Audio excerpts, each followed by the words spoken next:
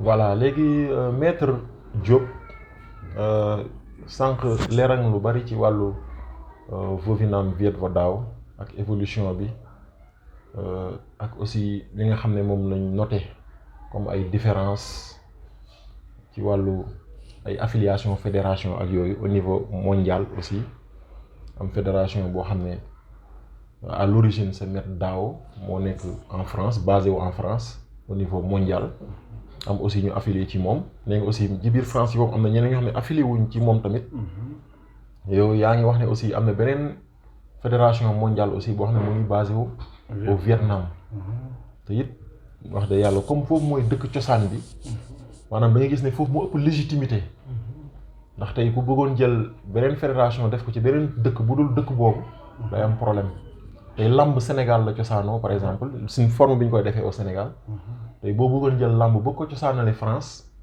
foog naa ne am na ñoo xam ne duñ ci d'accord ak yow. waaw effectivement voilà dañu bëgg nga delloo ko ca fa mu nekk fa mu cosaanee. voilà loolu kon leeral nga ci li mu jur daal ak li ko waral wax nga aussi ci bon waaye bu dee am na ay quelques différences techniques yu ci am mooy que par exemple fédération bi nga xam ne moom la Maître Dao yoroon te mu nekkoon France benn instant dañu amoon déconnexion ak li xew biir Vietnam maanaam ci fédération Vietnam ba fa nekk muy Viet Vo Dao originel bi ndax am na ay changements yu fa am yoo xam ne ñoom bi ñu defee seen déconnexion apporté indiwuñ changement yooyu peut-être tardivement lañ ko doog a indi ñu ngi ñaan yàlla su borom aussi vraiment yooyu yëpp dem ba mën a déggoo parce que xaajaloo moom toujours day néewal doole kon ñu dem ba mën a déggoo au niveau mondial au niveau de la France Europe Vietnam fu mu mënti doon mais aussi au niveau Sénégal fii aussi ñoo bokk ndey bokk baay kon vraiment loolu moom la ñuy ñaan c'est vrai nag c'est un peu difficile parfois pour avec certaines kii mais bu ko nekk xamee ne nii la demee rek comprendre ko ci sa morom. dana am lu bari l'essentiel danañ ci mën a retrouver wu foog naa. dagguma la mais xam nga. fédération mooy lan mooy fédéré. fédéré mooy fédération. fédéré des entités différentes. waaw. alors où est le problème. c'est-à-dire on peut pas faire tout le monde ne peut pas faire la même chose ne pas suivre la même personne. Les gars sont libres de suivre qui ils veulent. Maintenant cette fédération c'est de fédérer les entités yooyu mu fédérer leen boole leen loolu mooy fédération. c'est vrai. loolu mooy fédération di. donc on doit pas avoir de problème. que kii nekk fële kii nekk fii. lépp am solo mooy que chacun accepte l'autre. L'autre d'accord.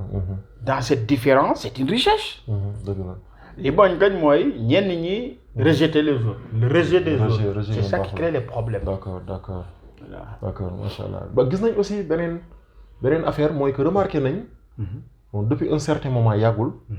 mooy que am na benn en fait benn tour boo xam ne dafa am Vovinam ci biir quoi. muy Vovinam Integral Fighting System.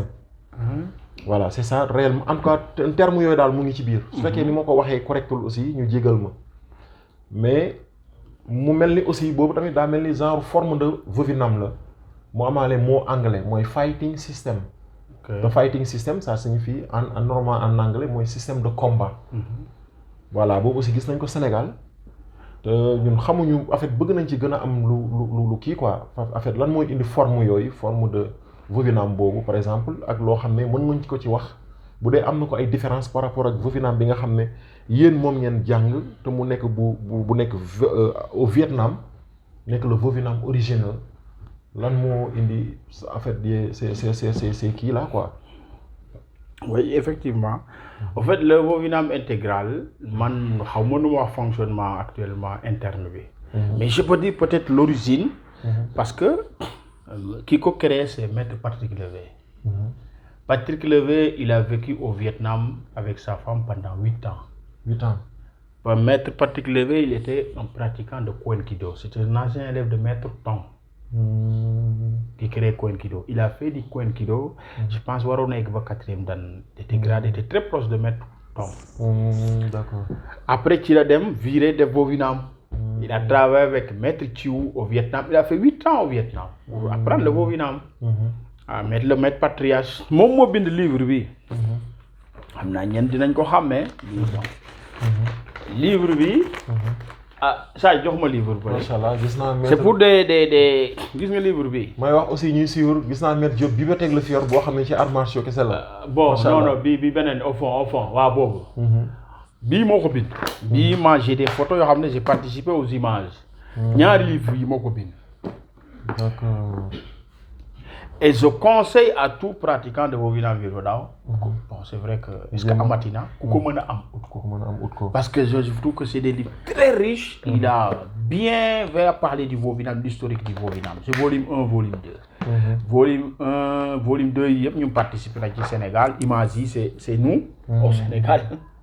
D'accord. Participer à un livre. Donc, d'accord. Il est venu ici, on l'a invité en 2006. Nous avons fait un stage.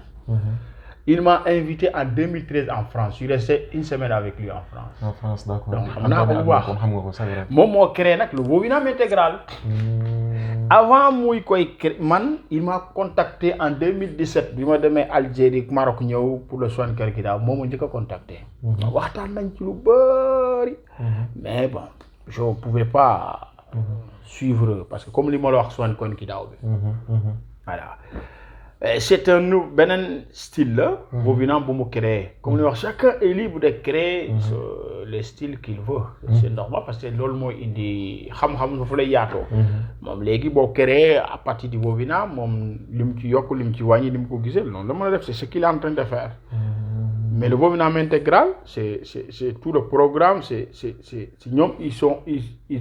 ils sont basés sur le programme du Vovinam. Am ñu dindi am ñu yok. D'accord. Moi, j'étais le premier qui a été contacté ici pour se représenter. Non.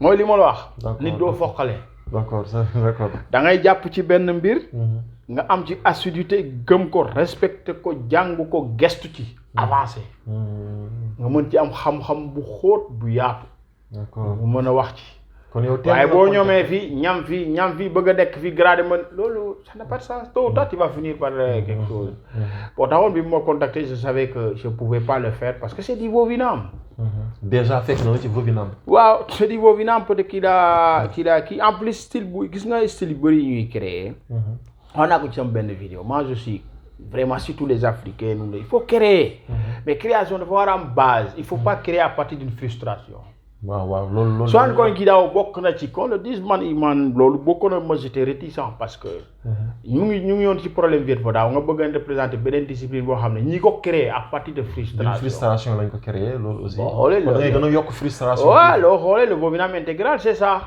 bu fekkoon ne dafa amoon projet bi créé que beaucoup de pratiquants de Vovinam pouvaient le suivre mais pourquoi beaucoup de pratiquants ils sont réticents par rapport à ces parce qu'à l'origine man sama maître sama gars yi la dañuy waxtaan parce que def na livre boo xam ne yaa ngi ci waaw donc c'est un maître qui connaît très bien le Vovinam Virgo Dao jàng nag il a été auprès du maître Patrias bind lii yëpp maître Patrias bokk nañ ci ko encadré pour mu bind ko donc li mu bind lu leer nañ la donc c'est ça mais li may bañ mooy souvent yow nga jàngal ma am problème ak yow rek gis na yow nii rek ma géddee ko rek créer samay affaire style yu bëri buñ ko créer noonu finalement day indi problème quoi voilà parce que frustration voilà style ça doit être naturel moo yow jàngal nga ma dem nga ne ma léegi nag va parce que les arts martiaux c'était ça dañ lay jàngal maître bu la jàngale ba jox lay lijaasa il te dit va trouver ta voie d'accord ce que je t'ai enseigné c'est ma voie léegi gën ko enrichir gën ko yokk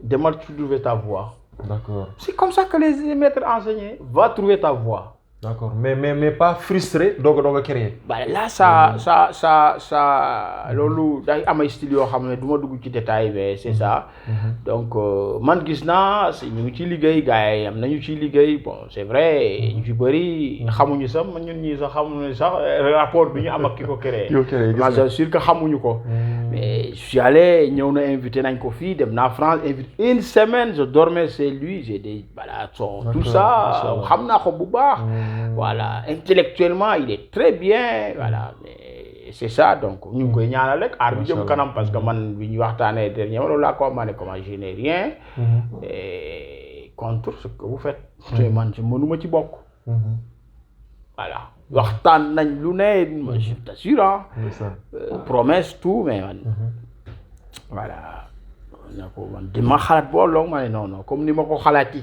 kon ki daaw bi ma xam ne non nit doo man dama ma je vis selon des principes ay principes la am loolu lay topp waaye tuuc fii caac fële lu ñëw nga comme li moo supp kanja maafe finalement tu perds tout tu risques de tout perdre loolu aussi bëgg naa africain def ci ndànk parce que tàmm nañ ñun les africains européens yi dañuy dem Asie jàngi def seeni affaire bëgg a ñëw ut fii ay représentants il faut qu'on fasse attention d'accord man daal li ma d'accord nañ dem source ba wala ñun ñu créer suñu bopp d'accord man loolu laa gëm gën a gis quoi création bi su wax naa keroog doo tëb rek créer il faut te préparer am mën nga am projet créer comme mën na ne instinct nga ñëw xam ne yow ni nga gisee mbir yi wuute nag yow ni koy ñit ñi defee nga ne man xaar man nii laa ko gis nii lay def wala nga ne man j'envisage de créer une école donc tu travailles mais nag aussi nga fexe am ay base moom laa la wax il faut le bagage techniquement d'abord techniquement que tu sois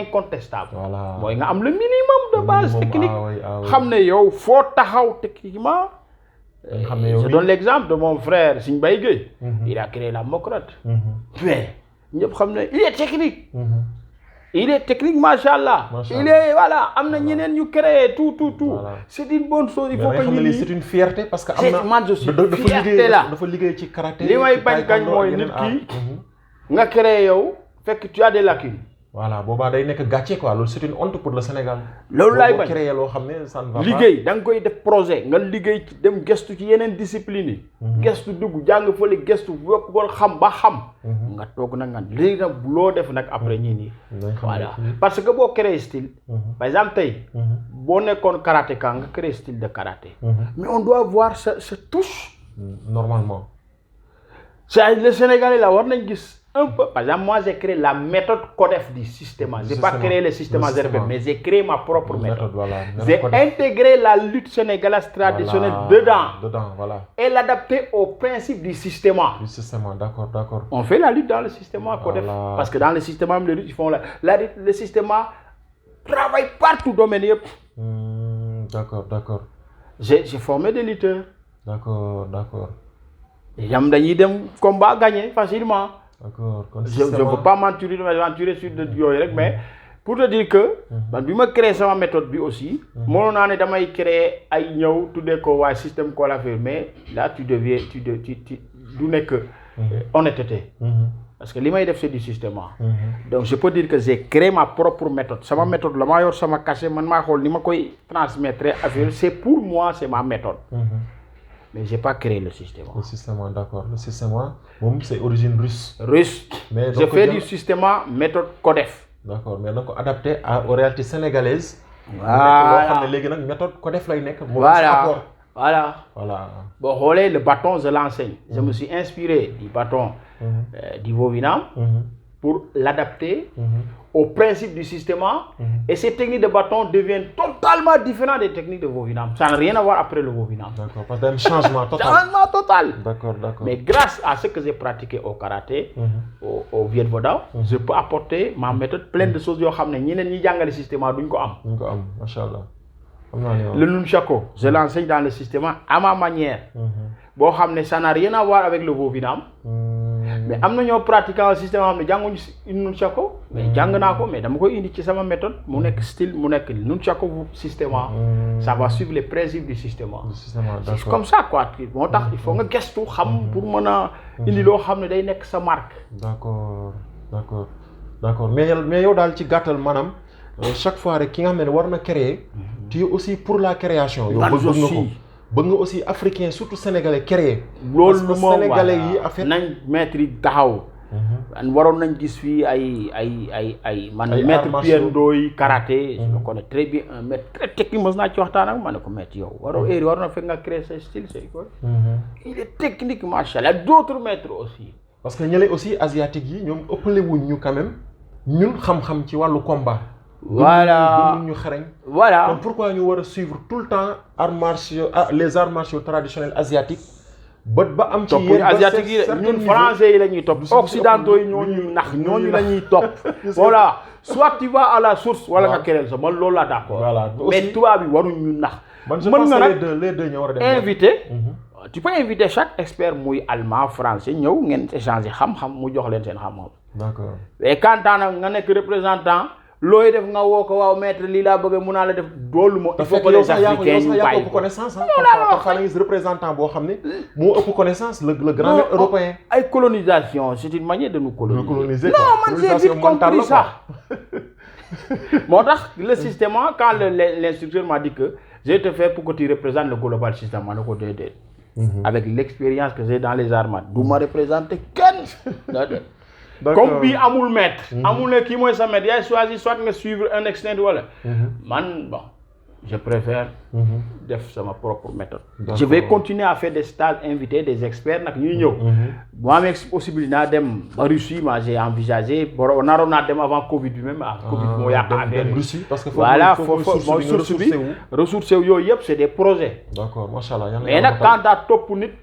mu naan la defal nii bul def africain nañ bàyyi yooyu. gaa yi ëpp ñu xam-xam. gars yi yéen a ngi koy dégg. grand maître Diop wax na ko. nee na africains yi am na ci ñoo xam ne ils ont des potentialités am capacité yoo xam ne. yàgg nañ ci arts martiaux yi. vraiment def ba am yenn possibilité war a mën a tey créer dara.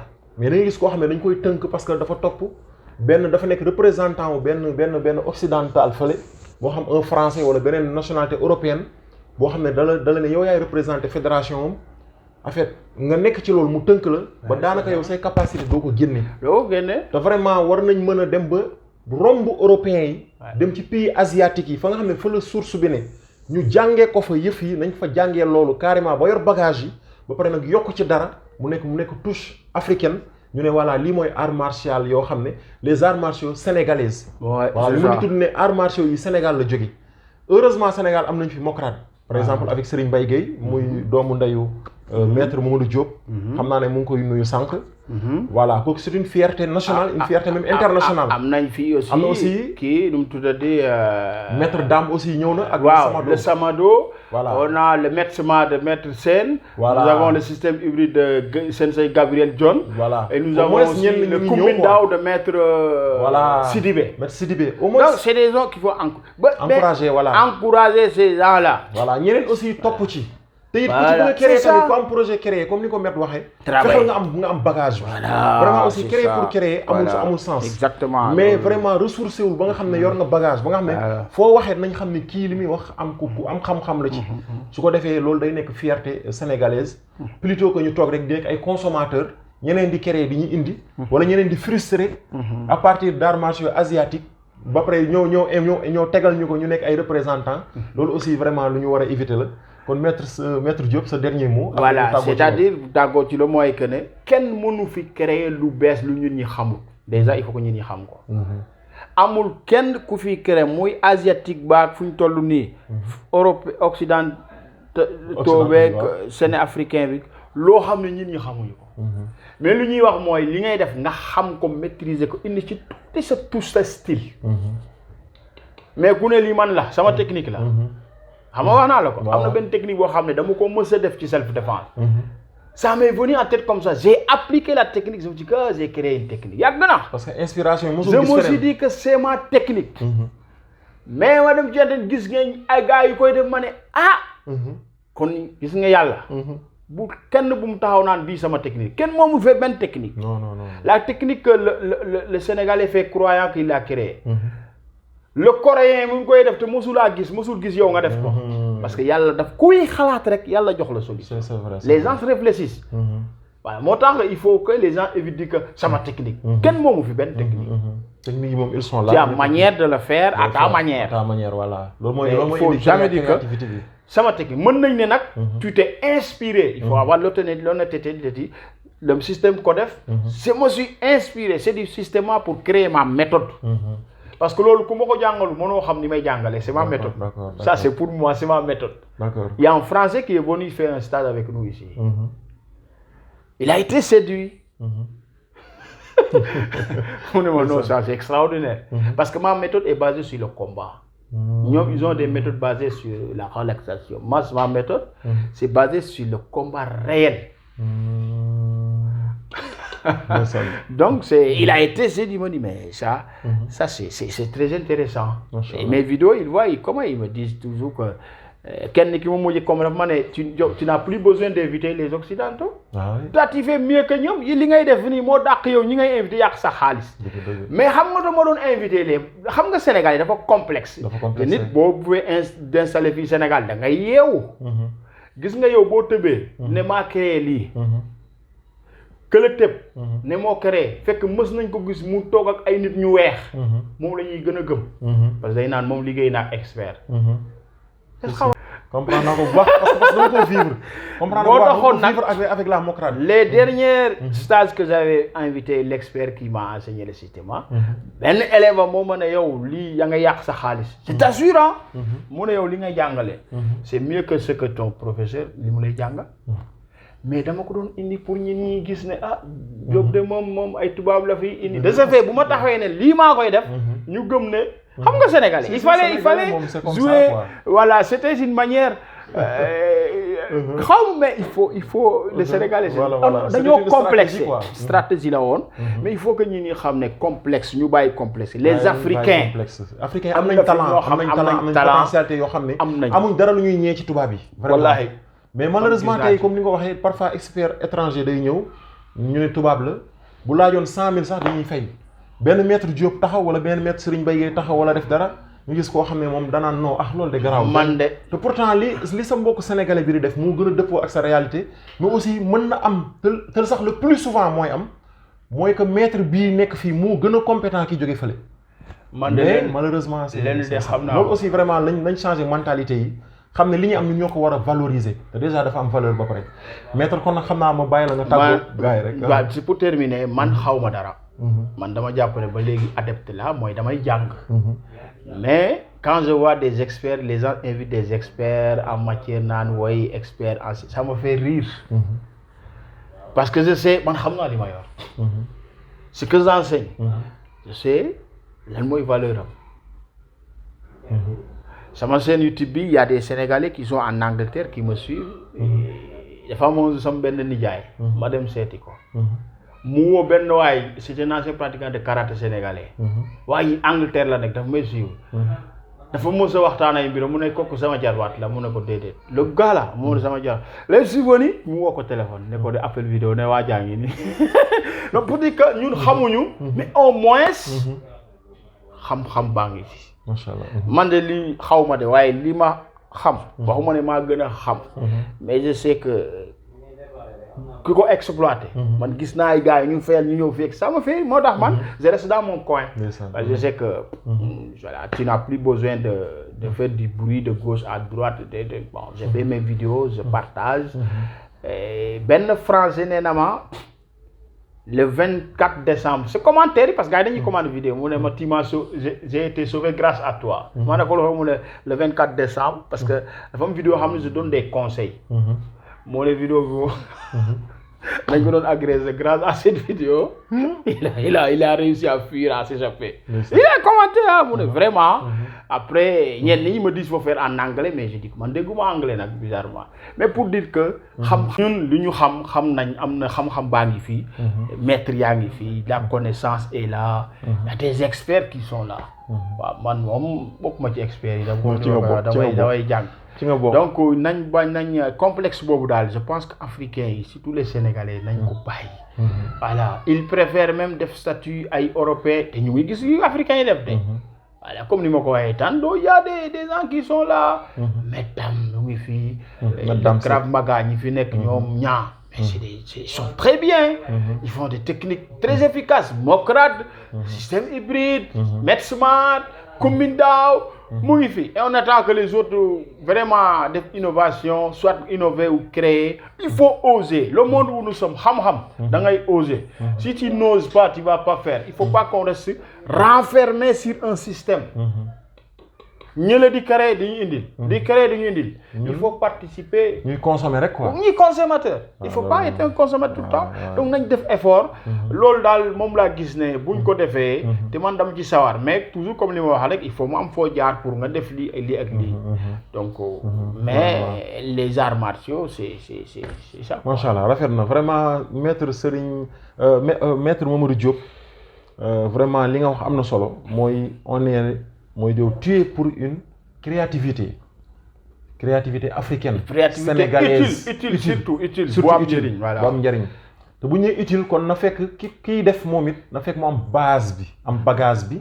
ba nga xam ne day am légitimité nga xam ne tey ëllëg bu defee dara nañ ne kii vraiment kenn du ci dut baaraam maanaam kenn du ci mën a am loo ci teggi wala loo ci kii.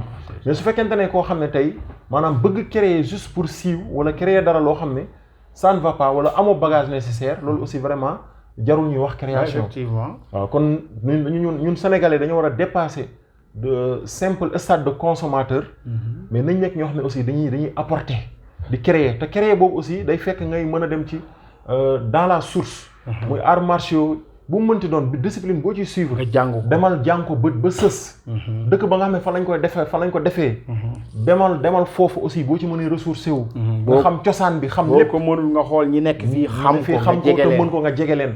ba nga am ci ñoom li nga war a am. dajale loolu yëpp nag boobaa loolu boo ci ajouté sa touche personnelle. fekk nga yor bagage nécessaire bi. da ngay am légitimité. exactement. waaw maintenant beneen affaire bi ma seetlu. aussi ñi nii nañ bàyyi boo ñëwee ñu ne la stage systéma nga def benn stage Mokrat nga def benn stage Krav Maga nga def benn stage dem def Samado benn stage boo paree da nga ne expert nga. am na mais loolu la phénomène la. il faut que les gens arrêtent ça. waaw loolu aussi baaxul ah vraiment baaxul. tu as fait récemment je dis boo defee benn stage système ak ñun yow dañ la tijjil buntu. xamagoo dara na leen xamagoo dara. et souvent les gens ils se demandent diplôme mais diplôme alors que toi tu donc il faut que boo fekkee na ngay def Krav Maga. demal nga jàng def nga stage ñaari stage ñetti stage def stage yu bëri ba nga xam ne parce que méthodes yu bees yi c'est pas des méthodes compliquées. c'est des méthodes très simples. mais góorgóorlu ci nga def ci quelque temps un an même après un an ferme d'entraînement régulier. tu peux être un expert nga duré ci benn discipline. mais bu fekkee ne yow da ngay dem ci discipline def fa benn stage ñetti fan ñu jox la attestation bu nga dee attestation ñu man non ça c'est un phénomène qui commence à prendre de l'ampleur. ñi nii nañ bëgg xam-xam da nga koy ut. da nga koy jàng gëstu sérieuse parce que rien n'est fermé. foo dem. ki ko yor dina la jàngal. il faut que tu sois sérieux jàng. mais def benn stage ñaari stage fa lay ñëw taxaw. ne waaw il faut que les gens arrêtent ça. non il faut que l'attestation et le diplôme n'a rien à voir. C'est pourquoi moi dans mes formations je donne des attestations. attestation mooy wone que ne yow def nga stage bi. Voilà. Moo tax dans mes attestations et là je préviens aussi les autres instructeurs il faut que les gens prennent attention. Moi je mets la durée. Bu fekkee di 14 au 15 je mets di 14 au 15 parce que si tu mets pas la durée certains osent venir te dire que moi j'ai fait une formation pendant 2 ans 3 ans diplôme baa ngi nii. D'accord. Donc c'est parce que les gens ils réfléchissent tellement dañoo ñaw donc loolu ñu bàyyi ci xel moo tax man toujours je mets la durée de la formation que tu as fait. D'accord macha allah kon loolu moo nekkoon dégg nañ ko ak maître Mamadou Diop macha allah amoon na solo trop tey ñu ñëw